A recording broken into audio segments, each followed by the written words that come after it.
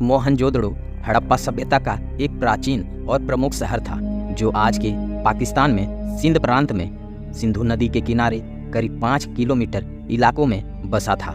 करीब 4000 साल पुराने इस शहर की खोज आज से लगभग 100 साल पहले हुई, जब सन 1856 में एक अंग्रेज इंजीनियर जो इस इलाके में रेलवे ट्रैक बनाने के काम में जुटा था, उसे यहाँ जमीन में धसी कई पुराने ईंटें मिली जो देखने में बिल्कुल आज के ईंटों जैसी थी, लेकिन काफ़ी मजबूत। जब पास के गांव के एक आदमी ने बताया कि उस गांव का हर घर इसी ईंटों से बना है जो यहाँ जमीन की खुदाई करने पर मिलती है, तभी वो अंग्रेज यह समझ गया कि ये ईंटें मामूली ईंटें नहीं है। तब पहली बार चार्ल्स मेसन ने साल 1942 में हड़प्पा सभ्यता की खोज की। इसके बाद दयाराम साहनी ने हड़प्पा सभ्यता की आधिकारिक खोज की। मोहनजोदाड़ो में लोगों का रहन सहन काफ़ी विकसित था। यह शहर पूरे 500 एकड़ में फैला था, जो उस समय के हिसाब से काफ़ी बड़ा आकार का था। यहाँ कुछ ऐसे बड़े घर के अवशेष भी मिले हैं जिनमें 30 कमरे तक होते थे। यहाँ घर बनाने के लिए जिन ईंटों का इस्तेमाल किया जाता था वो कोई आम ईंट नहीं थी, बल्कि वाटरप्रूफ ईंटें थी। मोहनजोदाड़ो सभ्यता के स्नान घरों और नालियों में जो ईंटें इस्तेमाल हुई थी उन पर जिप्सम और चारकोल की पतली परत चढ़ाई गई थी। चारकोल की परत किसी भी हालात में पानी को बाहर नहीं निकलने देती थी। इससे यह पता चलता है कि मोहनजोदड़ो के लोग चारकोल जैसे तत्व से भली भांति परिचित थे, जबकि वर्तमान वैज्ञानिकों ने कई साल बाद इस तत्व की खोज की थी। इस शहर में 700 से ज़्यादा कुएं होने के भी सबूत मिले हैं और यह भी माना जाता है कि दुनिया की कुएं की देन हड़प्पा सभ्यता ने ही दी थी। खुदाई में कुछ ऐसे भी चीज़ें मिली है जिससे यह पता चलता है कि इस सभ्यता के लोग तंत्र मंत्र में भी काफ़ी विश्वास रखते थे। अवशेषों से ये तो पता चलता है कि मोहनजोदड़ो शहर कोई सामान्य शहर नहीं थी। इस शहर में बड़े बड़े घर और चौड़ी सड़कें मौजूद। आपको जानकर आश्चर्य होगा कि इस शहर में पानी और गंदगी निकालने के लिए नालियां तक की व्यवस्था थी। इतना ही नहीं, हजारों साल पुराने इस सभ्यता के हर घर में बाथरूम और टॉयलेट हुआ करता था। यहाँ के लोग स्वच्छता के मामले में इतने जागरूक थे कि जितने शायद आज के लोग भी ना हो।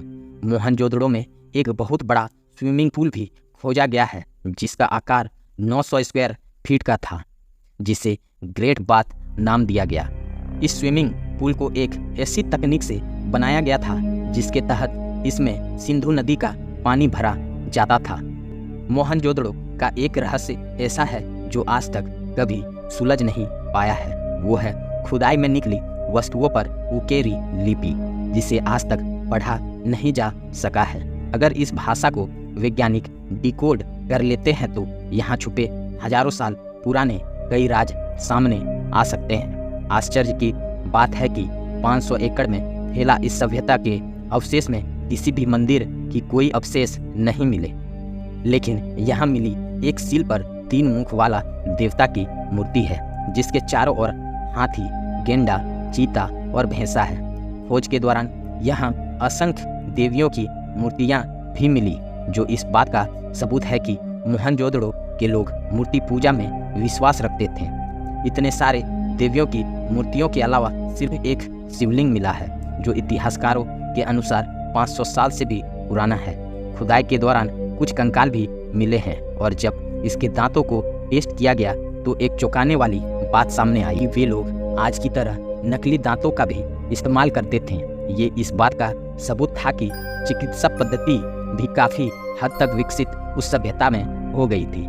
यहाँ के लोग लोहे, तांबे, पीतल और लकड़ियों के आभूषण और हथियार और सोने की कलाकृतियाँ बनाने में माहिर थे और यहाँ खुदाई में भारी मात्रा में सिक्के भी मिले हैं। इस सभ्यता के गायब होना भी एक बड़ा सवाल है कि इतनी विकसित सभ्यता आखिर कैसे गायब हो गया। वैज्ञानिकों ने यहाँ मिली कुछ वस्तुओं की कार्बन डेटिंग की। आप अगर कार्बन डेटिंग के बारे में जानना चाहते हैं तो डिस्क्रिप्शन में लिंक दिया है, आप जाकर वीडियो को देख सकते हैं कि आखिर कार्बन डेटिंग का काम कैसे होता है।